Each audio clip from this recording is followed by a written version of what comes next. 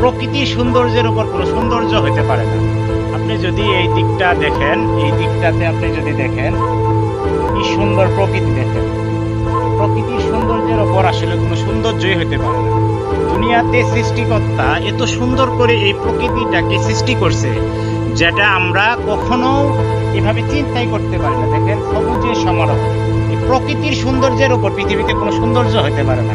আপনি যদি রিয়েল প্রেমিক হন তাহলে আপনাকে প্রকৃতির প্রেমে করতে হবে। প্রকৃতির প্রেমে যে আপনার হলো নিজেকে উৎসর্গ করতে পারে, নিজেকে যে আবদ্ধ করতে পারে, সে শান্তিতে জীবনযাপন করতে পারে। তো আপনাকে দিন শেষে প্রকৃতির প্রেমের সাথে নিজেকে সম্পৃক্ত করে রাখতে হবে। আপনি যদি প্রকৃতির প্রেমের সাথে নিজেকে সম্পৃক্ত এবং কি লেগে রাখতে পারেন, আপনি ভালো থাকবেন, সবকিছুই ভালো থাকবে।